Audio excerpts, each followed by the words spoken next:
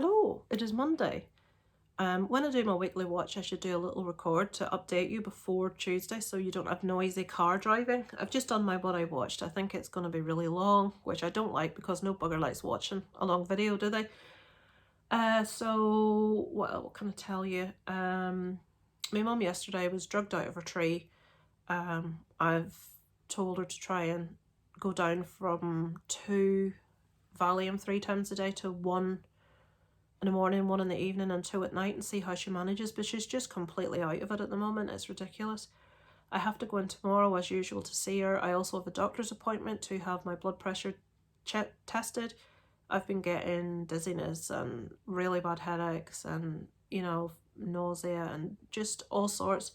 And I think it's stress. I think it's anxiety. So I'm going to get my blood pressure taken tomorrow as well. And hopefully after that, I will be travelling up to Belfast to see the whale, which I missed on Friday, and I'd paid for it, which is a pain in the arse. So fingers crossed I'll get to see that on Tuesday, tomorrow. I shall take you with me if I do. What else can I tell you? Nothing else much yet. Sort of living day to day at the moment with how things are going with my parents. Because you don't know what's going to happen next. It's as simple as that. I had a couple of streams last week, which was a lot of fun. I was on Did You See That with different people. Then he changed the guests every hour, so that was a lot of fun. And he has invited me to be on another one, which I'm going to do in a couple of weeks. And then I'm going to be on Pete Playtendo Guys Wednesday night stream on the first Wednesday of March. So I'll be on that. I have my criminal background check now returned from the Scouts. To join like any organisation like that, to work with children, you have to undergo a background check. So that's all been done. So I'll probably be going in on Friday night to like help with the kids and find out what, going forward, what I'll be doing with that. So yes, it should be a busy one this week, guys. We've booked Isaac's birthday. He wants to do VR in Belfast, which we're doing. That falls on the first Saturday of March. His birthday is the 28th of February. The Saturday before was fully booked, so we had to take the Saturday after. And I think at the moment that's all to tell you. Nothing else really is happening right now. Yeah, that's it, guys. I shall catch up with you probably tomorrow en route to my mum's. Let you know how I got on in the doctors. I shall speak to you then. It is Tuesday. The usual trip into my mum's. I have a doctor's appointment today. Sorry, a nurse's appointment for a blood pressure check to see. There's a load of sheep in this little field at the end of our road. They only put them in like now and again. I think it's to take the grass down a bit. So yeah, so I've got my mum's, have to phone the chemist and sort out tablets again. I'm so sick of just talking about tablets. Then I have to go to the doctor's, and then hopefully, all being well, if nothing goes disastrously wrong today at my mum's, I'm going to see the whale in Belfast last night. The place where we usually get our Chinese buffet is like a big shopping centre, and the cinema's upstairs, which means it's got a big car park right outside, so it's safe to go to, when it's dark if you're on your own. The other one, Queen's Film Theatre, it's a university area, so parking's really difficult to come by. And right, there's one car at the pump. Is there one behind it? No, I don't think so. So I didn't really want to go up there on an evening, because if I can't get parked really close, I'd be coming out in the dark, and I don't want to be walking about in the dark on my own. Right, I'm just going to get petrol as always. I'll switch you back on when I come back in. I cannot believe on a really cold day like this, I may need to put my sunglasses on at some stage. I've got my flap down at the minute, but it's bright day today. One of those very cold, bright days. There's a lot of clouds, so it's unusual for it to be quite that cold when there's a lot of cloud cover. Lots of sheepies out and about. It will be approaching spring soon, which I love when all the little flowers come out. Daffodils are probably my favourite flower. I love daffodils. I love things like bluebells and snowdrops and daffodils. Are they called busy lizzies? No, forget-me-nots, sorry. The little blue ones. Things that grow wild, I love. And I say every year I'm going to get bulbs and plant them in the garden, and every year I forget until the point that it's the wrong time to plant them. So I've got a weather forecast thing come up. I've never seen that before. A forecast, 3 hours time, same temperature, 6 hours time, a temperature a degree lower. Oh, there you go, that's something new. So yeah, just going on with mum's. Keep your fingers crossed for me, folks. I know you won't see this till after the effect, but it makes me feel better. It's just at the point right now I don't know what I'm going to walk into, how bad things are going to be. She's not in a good way. If she's in any way capable of even talking to me, that's a good day. If she's not in a complete spin, spiral, panic, or crying, or sat in a complete drugged haze. Scary, because we've been here before and I know what it leads to. I know my health's getting affected too. The stress is just, I've always found for me with fibro and ME both, it's the stress that exacerbates it really bad. I think because it's long-term stress that led to me having this. I think it's exactly the same for my dad. The family went through a lot of really difficult years with my mum and her mental health and being institutionalised, for want of a better word. And it's not a case of someone goes in hospital and you forget about them. We had to go visit every single day. And being in one of those places and seeing some of the other people that were in there was terrifying. I was a teenager. They wanted to give my mum electric shock therapy because they tried everything and nothing would work, and my dad wouldn't let them do it. And I remember being quite angry because I thought I would have been 18, I wasn't very old, and I thought maybe that would work, but he wouldn't hear any of it. She ended up being moved to another hospital quite far away from where we live, but we still made the trip every day. And eventually she was put on lithium. Now this is a lot of years ago, so I was like 18, 19. And it turned a corner, but she was never mentally right. I moved away from Northern Ireland to England when I was about 25, 26. I just had to get away. I just couldn't cope with any more of it, and there was loads of other stuff going on, you know, in like a relationship I was in at the time, and he was a piece of work. He was considerably older than me, and we met when I was 18. We worked together, and he would blackmail me when I wanted to leave him, saying, what do you think it'll do to your mother if the one thing she thinks in life for you's going right, you tell her it's gone wrong? And in my naivety I believed him, and I thought my mum would maybe try something silly, because she had done multiple times. Our old house, the person that's living in it's moved out. I've just driven past the one where they tampered with the electrical box under Darren's name, and we had to go to hell and high water to get his name taken off the account. So yeah, I don't know, the beginnings of this happening, it's like it's been ongoing for quite a few weeks now, and it's not a temporary thing, it's not shifting, and you can't help but compare it to the last time. Funnily enough, when I moved away, my mum's mental health improved a lot. I don't know what that says. I wasn't living at home, so I don't think it was me. I moved back when Isaac was 1, so I would have been 36 when I moved back. And we've been here ever since, and this is the first massive, there's been a lot of physical issues with my mum in and out of hospital, a lot of issues, and my dad, same thing. But at the minute we've got severe physical issues with both of them, and on top of that we've now got my mum's mental health just taking a real hit. And honestly, it's hard getting from day to day, sometimes not knowing what's going to happen next. It's with that sense of like impending doom, that something's going to give here, something's going to happen. And I always have to remember that I've got a kid myself that I need to be there for.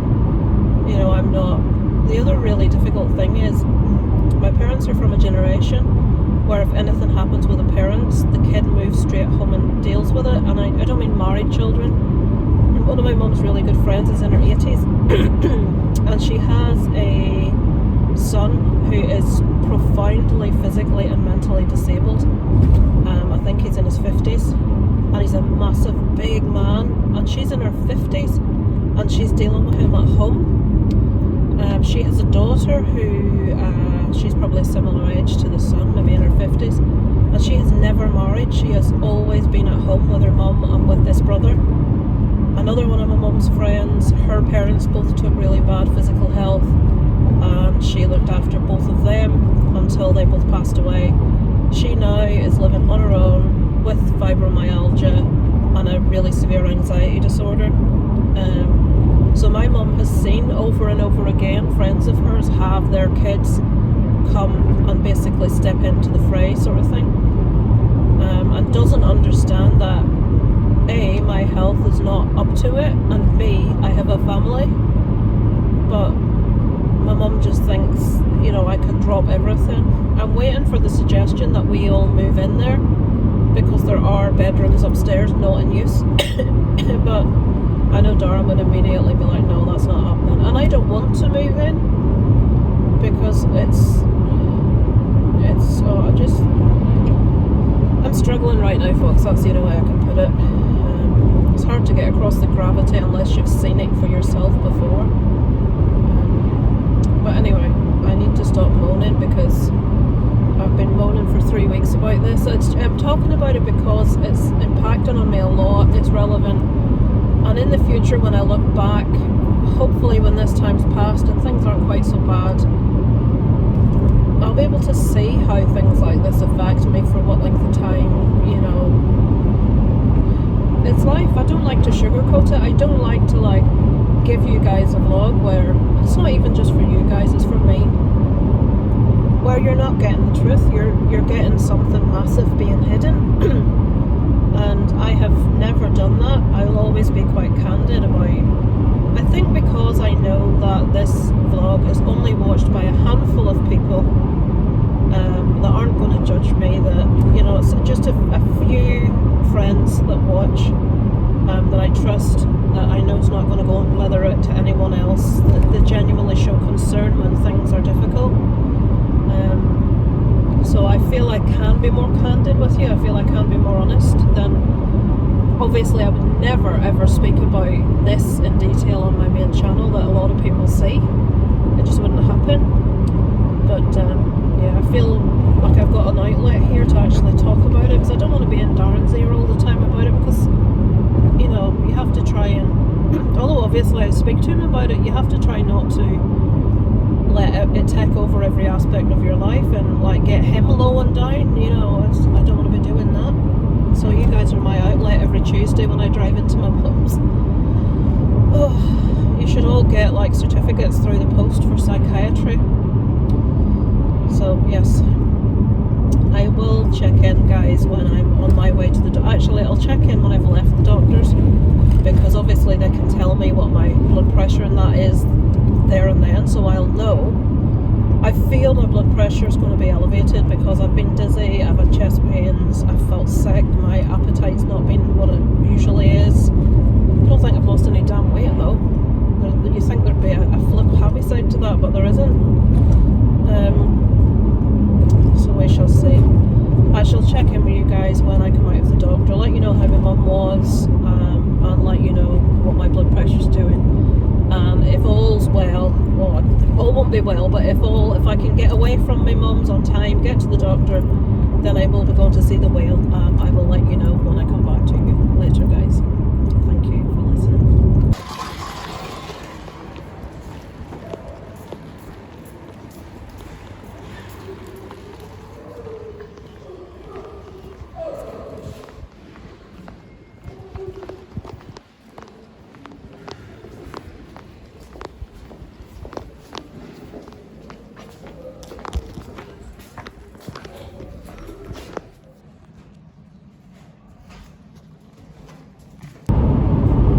Greetings, it's noisy, I apologise.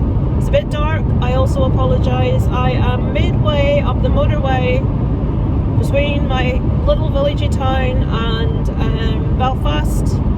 I am going to see the whale, people.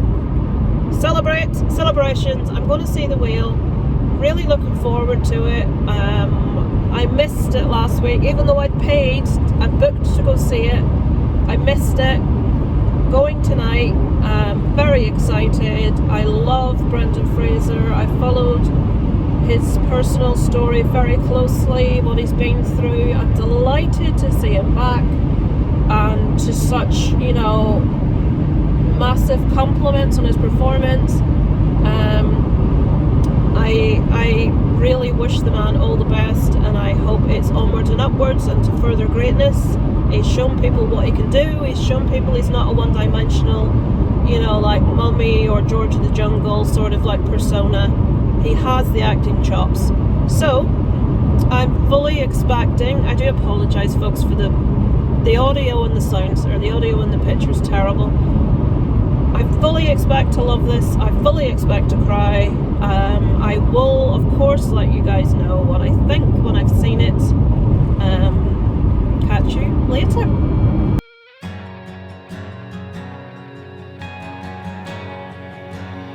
Too young to drive so fast. She never heard me calling you from the past. Couldn't catch you falling. Too late to say goodbye. I never heard you leaving. God knows that I've tried to save your heart from bleeding. At the end of the rainbow, the colors are fading. I would have killed to have you back. Yeah.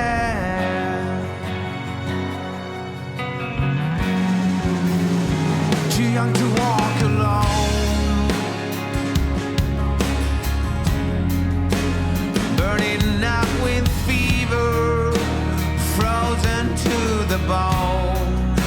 I always try to be there at the end of the rainbow. The colors are fading. I would have killed to have you back at the end of the rainbow. The colors are fading. I'm counting a heartbeat lost in time.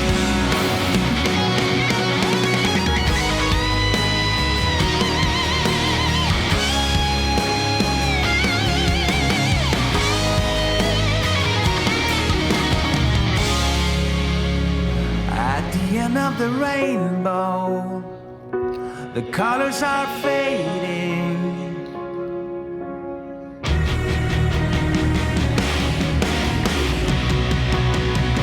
At the end of the rainbow, the colors are fading. I'm counting a heartbeat lost in time. Oh, at the end of the rainbow, the colors are fading. I would have killed to have you back. Yeah.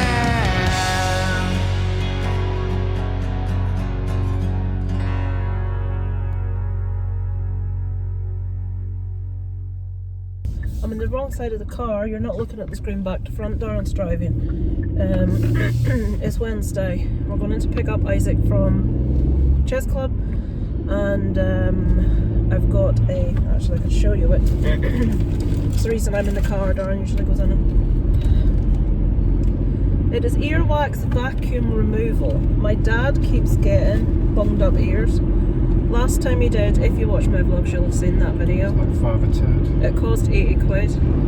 So I found this tool on Amazon. I don't think it's going to work very well today. I think I'm going to have to do it later in the week when he's been using Otex for longer, because he only started the Otex yesterday. It's like you have to spoon feed him. It's like, right, your ears are blocked up, what are you going to do about it? And unless someone else comes and does it for him, he's just going to stay deaf. I was in yesterday, my mum's saying he sat staring into space because he can't hear anything. I'm not sure how much of that is a mix between deafness and depression. I went for my blood pressure check. I don't know if I recorded. I don't think I recorded. My blood pressure, they took it 3 times. First time it was high, like I knew it would be. And she asked me, because I told her in advance, I think this is going to be high. And then she says, well, you know, why are you stressed? And I explained very briefly the situation. And she took it a second time as I'm explaining the situation, and it came out at 167 over 112, which apparently is hypertension stage 3. So I have to go back in a month, and they are going to take it again to see if it's gone down. If it hasn't, then I may need to be put on some form of medication. She did take it a 3rd time though, and it had come down to lower than the first rating that she took, so it was high, really fucking high, and higher than they would like, but not massively high. Is that the official clarification? Really fucking high, that is. So I knew, and you know the way you can feel, and another thing I didn't know was I knew that the headaches were like a sign of high blood pressure, and I knew dizziness was, and I've had both of those. Tight chest, you know, really having to concentrate on breathing, especially in bed at night. But one of the ones I didn't know, and I fit that also, is blurred vision. Now, I've been complaining to Darren about the fact, it's like, what's going on? I've been and had my contacts changed very recently, but all of a sudden there'll be a program like Pointless, which is a quiz on in the telly, and I can't really properly read the questions, and I never had a problem with that. So the blurred vision also fits into that. So I had to leave to go into my dad, and literally as I'm trying to get ready to go, the phone's ringing, it's my mum. It's like, they just can't leave me for 5 minutes.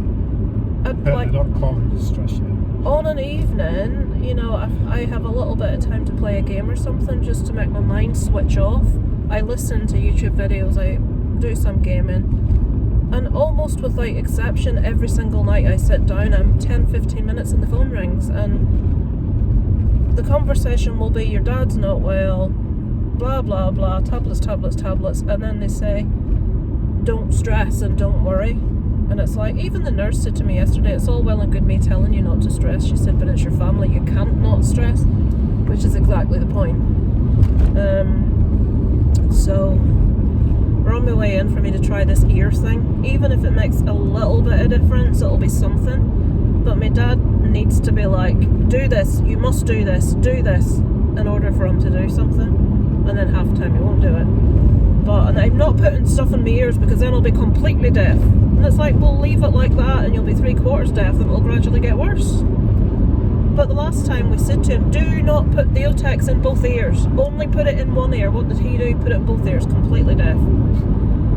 So people say, oh, you've only got one child, you know, you don't know what it's like. Yes, I do. This is like having 3 children. It's not good. So that's where I'm going. I'm going to have to read the instructions of this thing, because according to Amazon the instructions are abysmal and there's loads of parts to it. So I don't want to be there sitting trying to, you know, what the hell's this? My dad's like, you're not bringing that anywhere near my head if I don't know what's going on. So that's what's happening right now. Also this afternoon I recorded I'm doing one of the awards on the Rubber Duckies. What they do is, people that like support the Cinema Squad's channel, they have asked each of them to present an award. Like, we have to read who the nominees are and who's won, and I've got best leading performance in a TV show. So my nominations that I have to read out are Bob Odenkirk in Better Call Saul, Elizabeth Moss in The Handmaid's Tale, Zendaya in Euphoria, there's 2 more, Paddy Considine in House of the Dragon, and Evan Evan Peters. I want to say Dave when I see him, and I don't know why. Evan Peters from Dahmer. So I have to read those out. So I did a video this afternoon, which I was trying to finish when my mum called, so I had to leave it unfinished, which I hate to do, because then you know you've still got it to do when you go back. It's not done. So I'm doing that, get that off. I'm looking forward to that actually. 19th. Oh, you know it's a pisser. Isaac's school report. What you do? Parent teacher meeting. Year 8s, which is Isaac, is from 10 o'clock to 12:15. Year 11s is the afternoon of the same day. Now, I would rather be the afternoon, because the night before these school reports is the rubber duckies. So God only knows what time I'm going to get to sleep at, because I want to see it. But we have to be up in the morning to go in for this school report thing. Somebody parked on the wrong side of the road, if you can hear a lot of heavy sighing. It's not me this time. It's a BT van. Now if that had been me driving, there would be a lot of stuff coming the other way at exactly that point. Darren's luck meant, you know, he go, oh, that's that. There's potholes everywhere. What was I saying? Yeah, so that's the night before. So I know some of the people that are doing some of the nominees. I can think of 3 or 4 people that are doing them, which is cool. I know all of them. So it'll be a nice night. I hope Joe's on it. Joe from the cinema squad's been having a bit of a break, because just, you know, like all the big things in life, like moving house, getting married, promotion at work, all happening at the same puberty. All things happening at the same time, so he just like is taking a break from YouTube to get stuff sorted. But I really hope he does the live thing for the rubber duckies. He's not due back until at least April, so I suppose it depends how busy he is. It'd be nice to have them all there. Sure he's not in prison? No, he's not in prison. I've seen photos. Then again, the photos I've seen is all of the dog. There you go. So yeah, that's all the news I've got at the minute. If you're interested, it's on the 19th of February on Sean's channel, Lost in the Reel. But if you're on my main Lisa Loves channel, I'll be posting about it coming up to it, so you'll know where it is. But they deserve more people to like tune in and watch, because it's a lot of fun. So yes, I was supposed to be looking at instructions for this bloody ear thing on the way in, and I've waffled instead. So I shall catch up with you guys later in the week. Hello guys, it is Saturday. I haven't recorded in a few days, so I have lots to catch you up on. I don't know if I've told you yet. Surely I've told you. My mum is going into a care home for a week's respite for my dad, who has now... Oh, good God, look at the state of that hat. Dear me. Darren's got a new hat. I don't know what he's thinking. What was I going to say? My dad's put his back out again. I think he's trying to prepare in advance for, oh, I can't go today, so I'm stuck having to bring her. That's what I think he's at. What on earth is that on your head? It's a hat, so I don't have to wear me bloody... It's supposed to be bigger. I've got to order from China that are bigger. Why are you obsessing with wearing hats? Because I'm all going the time? fucking bald. I don't know how to style my hair yet, so I wear a bloody hat. Why do men that are going bald wear hats? Jim Davidson. It looks like some. Alright, am I going to fit through No, that? you're not going to fit through. I think I will. Fucking hell. Just unbelievable. Wolf is bigger than I thought. So today she's going in. I've said I will go to help, to like talk to the staff, to unpack her bag, get her settled in. But I've said to my dad, you're going, because my dad's one of these people that will find any excuse to get out of stuff like this. Every time my mum's went into hospital, it's been me that's had to go up. And I think he's started up yesterday with a back thing, so that he could today say, I'll be back. I've told him you're going. So we'll see what happens. We went in last night to pack all our stuff. You'd be surprised how much stuff you need, and you're just away for a week. But my mum like dirties clothes really fast. Like she spills things down herself quite a bit, and like pajamas and that sort of thing. So I've packed what I can, what I think she needs. Hopefully, the only thing I need to remember when we go in is to packed talc. Oh, that's that bloody thing again. So yeah, the social worker called on Thursday at like tea time, just before 5, to say that she would be going in on Saturday, so a day and a half. So that basically gave us 1 day to get everything she needed and packed up. Her chair, which she sits in, can't be brought out there at exactly the same time, so she's not going to have a chair for the first couple of days. I don't think the chair will arrive till Monday. It has to go away early as well because it needs to be back home. I don't think they'll bother. Well, I don't know that she can sit in any of those chairs that are there. They'll be used to people with disabilities sitting in the chairs. But the problem is my dad will spend most of the time in bed, and anybody that tries to get through to him for any reason will not be able to get through to them, so they'll all end up phoning me. And this is supposed to be a period of time for us to de-stress, but that's not what it's going to be. So I've said I'll go and see her tomorrow to see if she's settling in, but I've said, look, you know, I'm not going to be like coming out loads of times next week. I've said you're only in for a week. It's to give us a bit of a chance. And obviously where it's fallen, Isaac's on half term next week, so he's not at school, so I don't know what's planned for next week. It's not a very good week, let's put it that way. But I thought, you know, if you got respite, they would maybe give you a little, like maybe a week's notice, but no, we got a day's notice. So we're going in today to bring her there. Obviously I won't be filming. Actually, I'll get Darren to film. I'll get him to mount his phone on here and film like driving in, because he has to come. He doesn't have to come. If my dad's not there, I'm not going to be able to manage everything on my own. So we shall see what happens. But the way my dad was last night when I went in, he was hobbling about like he could barely stand and sit. But that's just a very common. I says, what are you going to do if you're like this when she comes out in a week? Oh, I'll maybe have gone by then. I'll maybe have rested it up by then or something like that. And I'm like, well, what if you haven't? I couldn't have been any more blunt with my parents this time. I said, look, this isn't working. I said, I'm not sitting here saying you're saying that you can cope and you can care for her. You can't. I says, I'm not sitting here saying the same thing because I can't. And I says, so you need to sort something out. I says, you can't say that you're coping and then lie in bed all day. And I made it very clear to them in no uncertain terms that my blood pressure, just in case I haven't told you, 167 over 112. I don't think I have told you. That would have been in next week's vlog, me going to the... No, I did tell you, because... No, ignore me. That's Charlie Joe, I think. It's basically stage 3 hypertension, which is the top level. If you hit 180, you have to go to A&E. I'm on 167, normal's 140.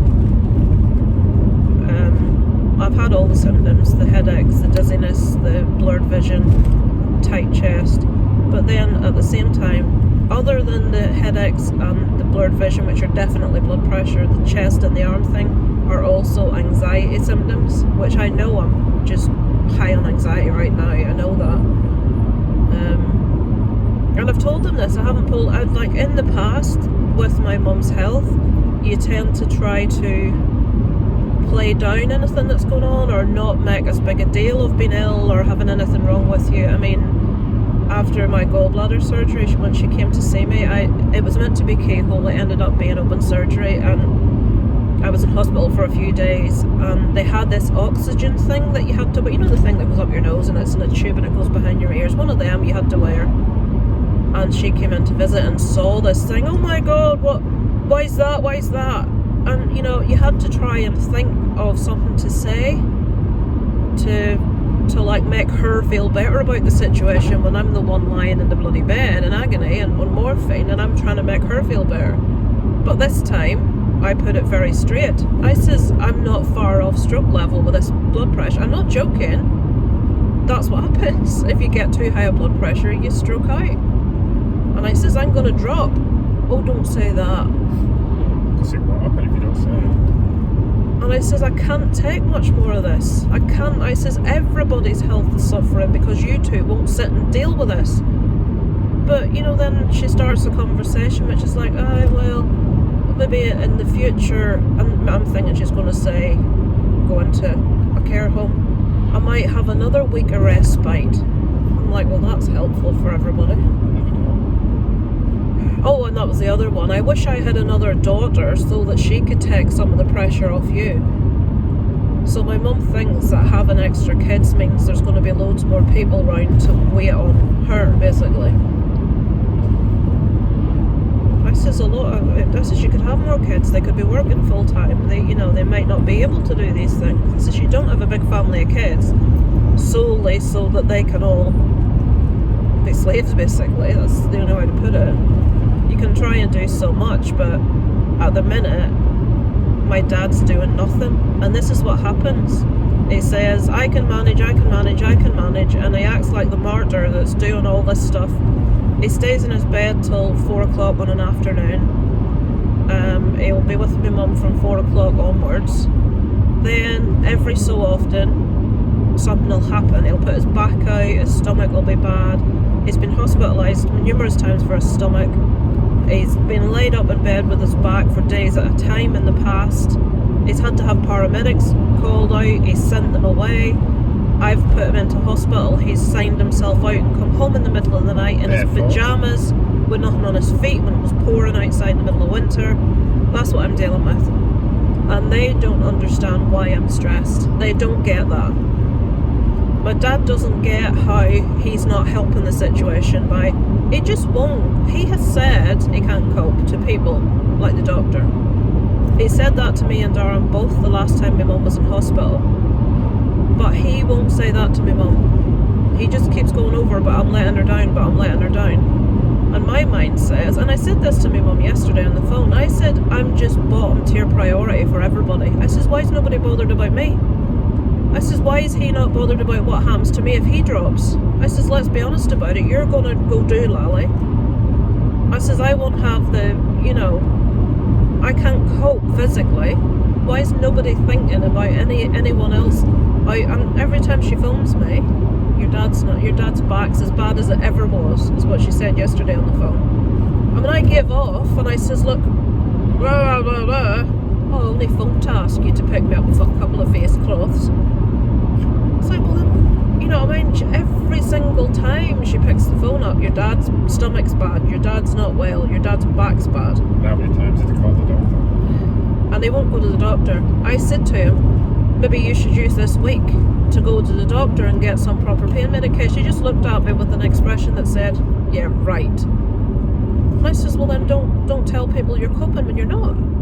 But then he just says nothing, and nothing ever changes and nothing happens, and I can't override them. Anything, all I can do is suggest, but then my dad just says no. And that's the last word on it, and then I'm left stressing out of my tree wondering what's going to happen next. And then the delightful advice you get when you tell anyone is, don't worry about it. Don't stress. Well, that's like me saying to my mum, don't be depressed, don't be anxious.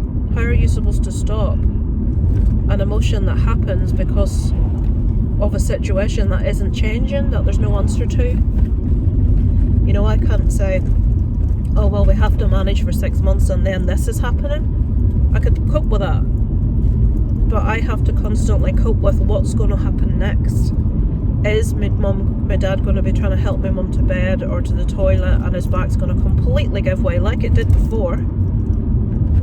And the first I knew of it was when I went in, actually it was on their anniversary, I went in on their anniversary with a bunch of flowers to find my dad in bed. Your ma's in hospital. I dropped her.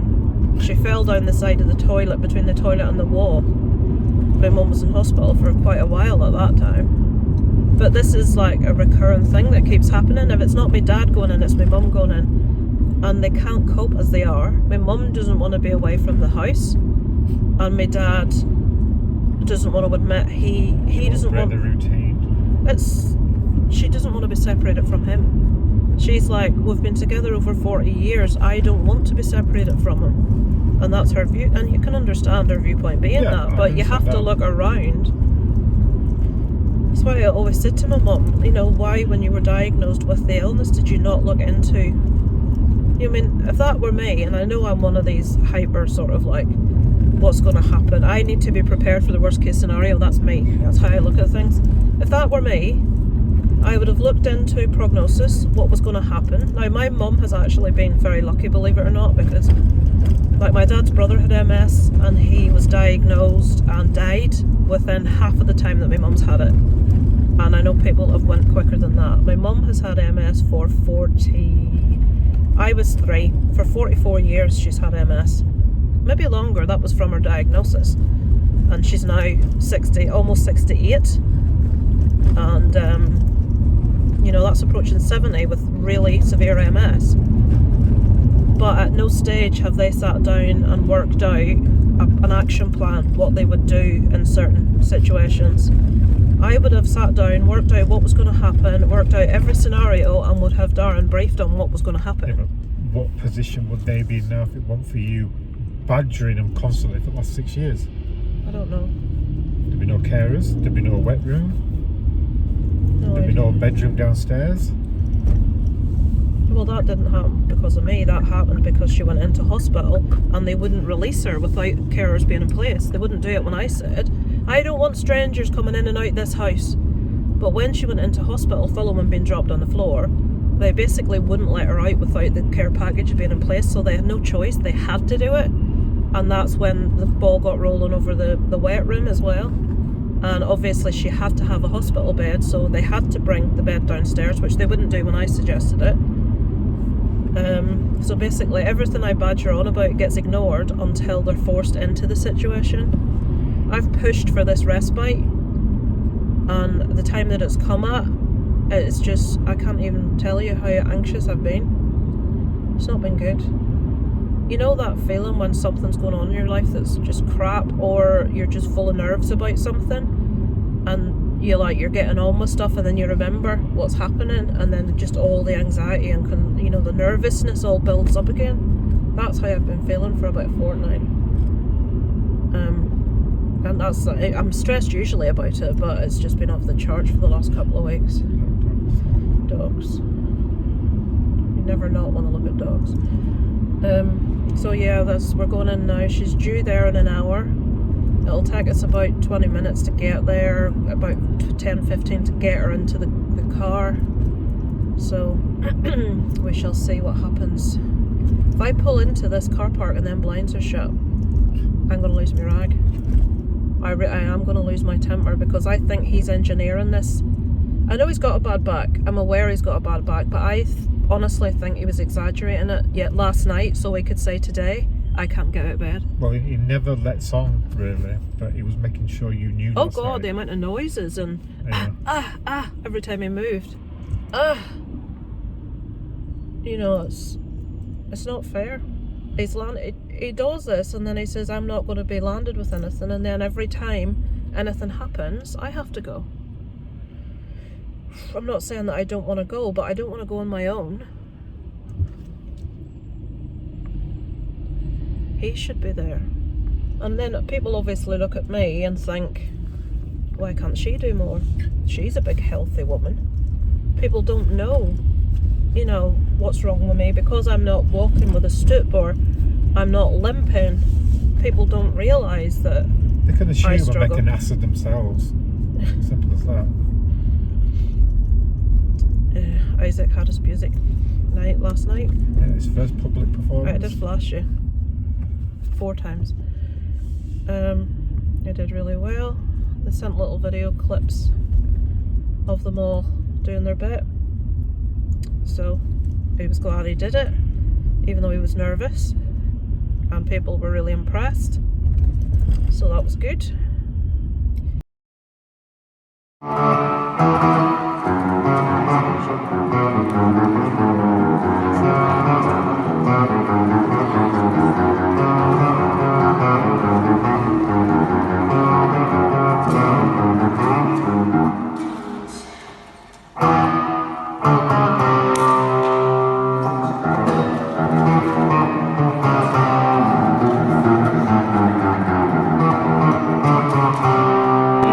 He's off next week, and then the following week is his parent-teacher meeting on the Monday. Now how they do this is you have to go in for a period of a couple of hours and queue to speak to the different teachers. So they say make sure you go to queue for any teacher you really want to speak to first. Go and see the Irish teacher. Why do you give so much homework? You're not doing it bloody work yourself.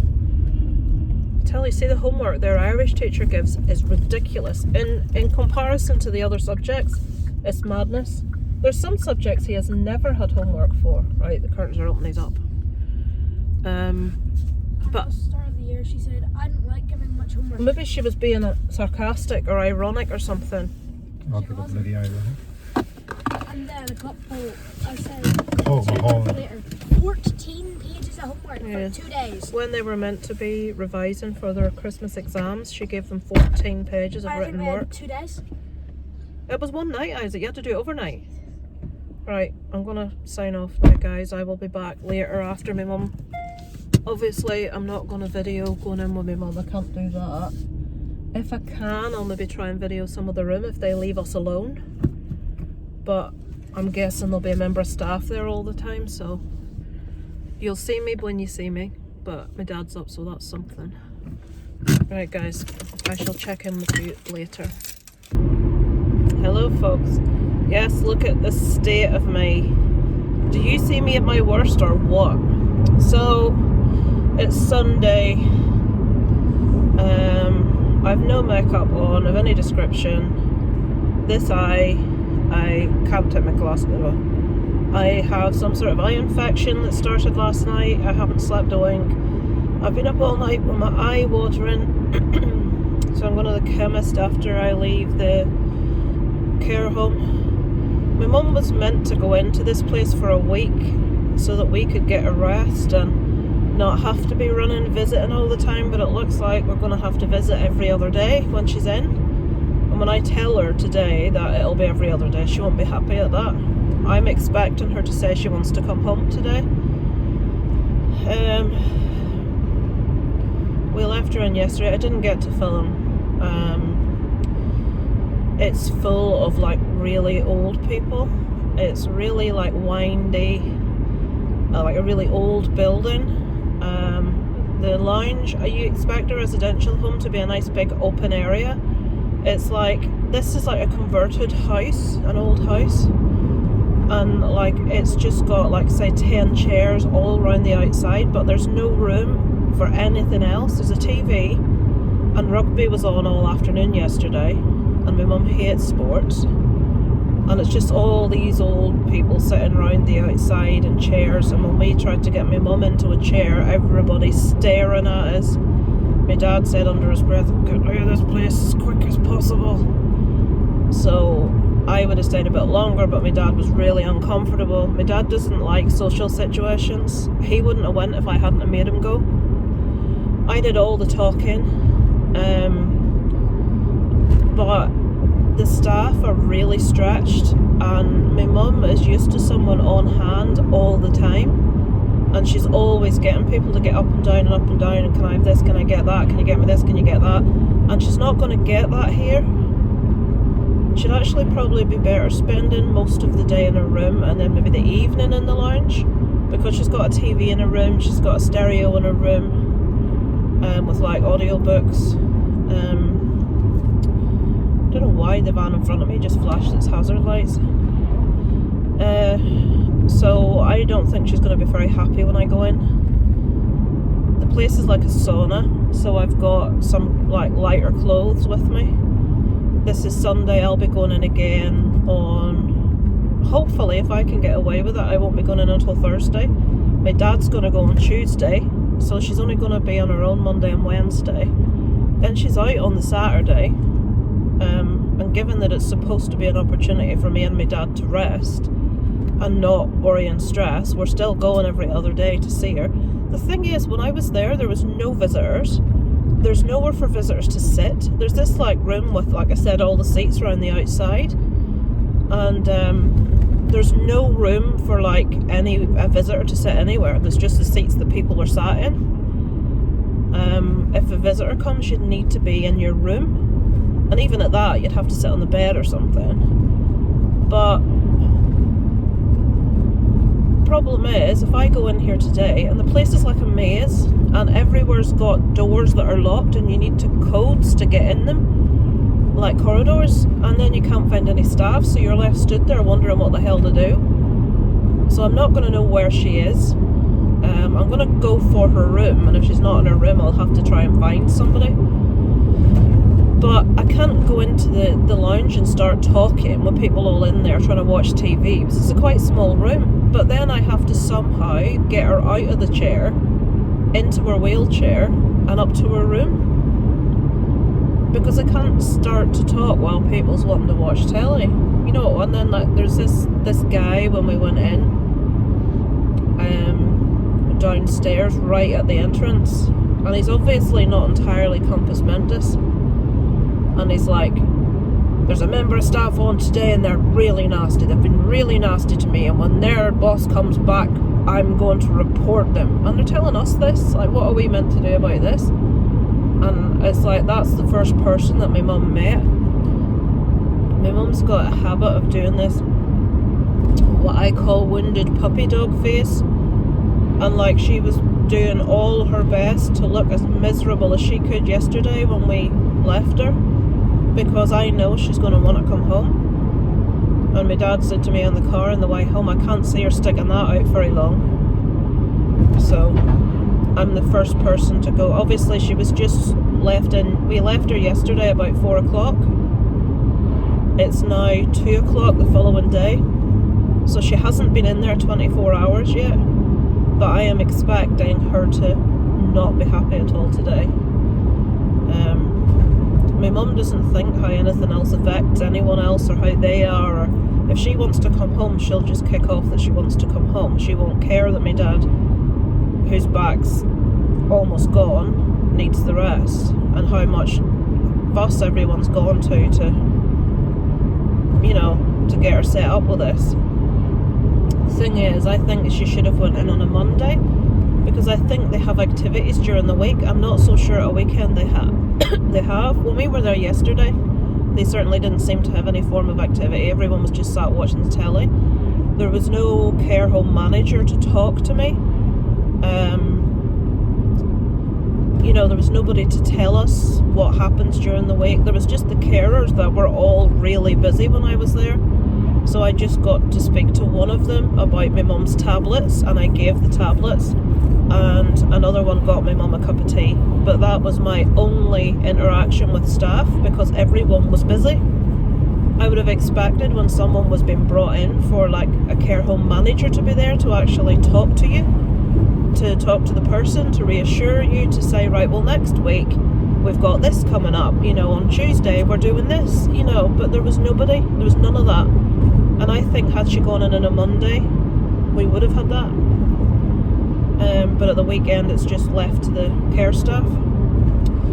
So we shall see how things are today, but I'm not expecting a very positive reception from her when I go in. I have to call my dad tonight and let him know how she's getting on. So I shall, if I can do any surreptitious filming today in there, I will. I'll probably have to voice over it then at home, because obviously I can't walk about and talk. But I'll come back to you when I come out and let you know how it went. I'm just passing under the train station, which is just at the edge of town, and it's just up here on the left where that 20 sign is. That's where we're going, in here.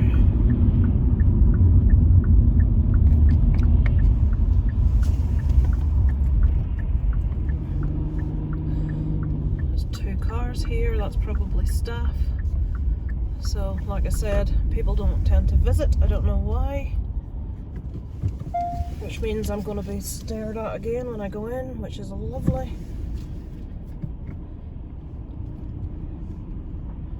It basically is similar to that place opposite. Looks a bit like that, but it's painted. Right guys, here we go, let's go in.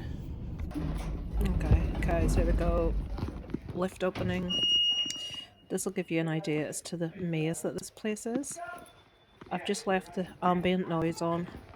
So this door ahead's probably going to have a code on it. Let me have a look. Yes, it does. So we'll have to give up on that and go this way.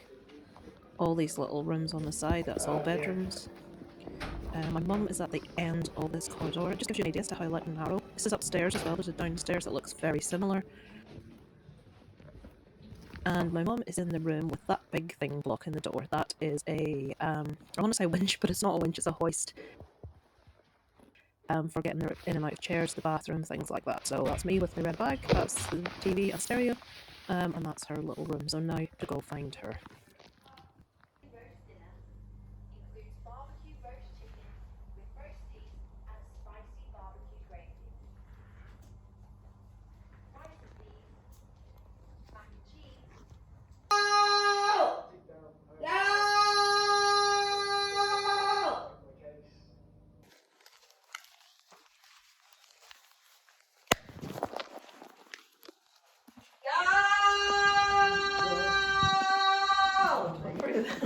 While I'm out,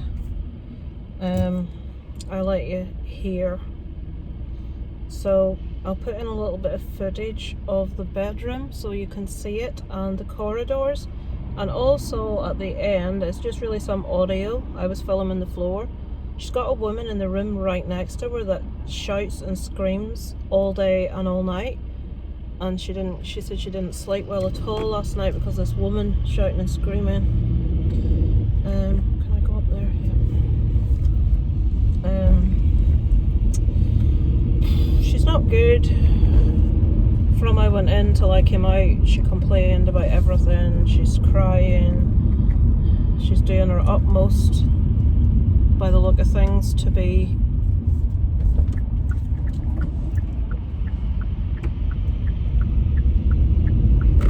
taken home. She's only been in 24 hours, but the staff are so busy with everyone. One of them was getting quite short-tempered, which isn't good. It looks like they forgot her afternoon tablets, which she needs because if she doesn't get them, she gets really anxious. She's not got access to like a cold drink. You know, they offer tea 2 or 3 times a day, but you know, she needs to have liquids, you know. So I have to go now to the supermarket and get like bottles that she can drink out of, with the sports cap sort of thing. But then she may even struggle to work that.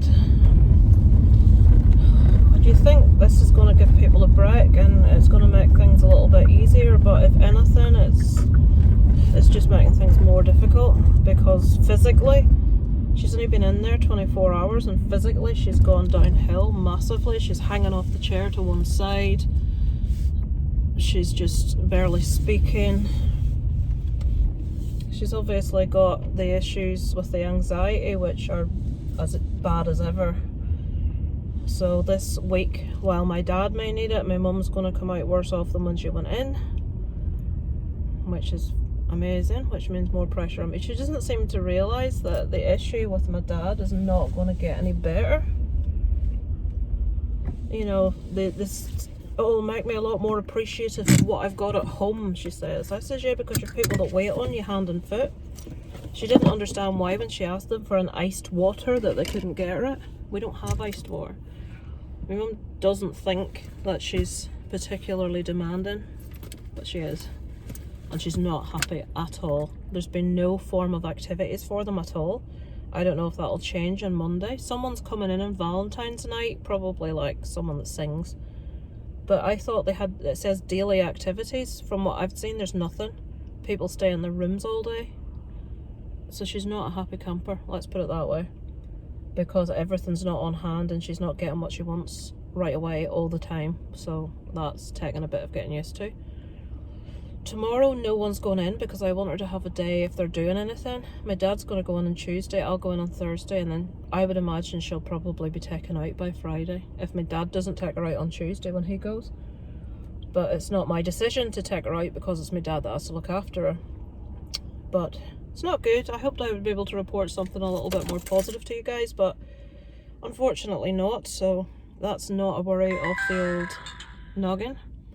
I'm gonna go in and get eye drops for my gammy eye and pick up some water for my mum, and I won't be filming again today, I wouldn't imagine. Sorry these vlogs are so crap, folks, but it's meant to emulate life, isn't it? So I will speak to you guys next week. Isaac's on half-term break next week, and obviously we'll have to be dealing with what's going on with my mum. So I will speak to you guys next week.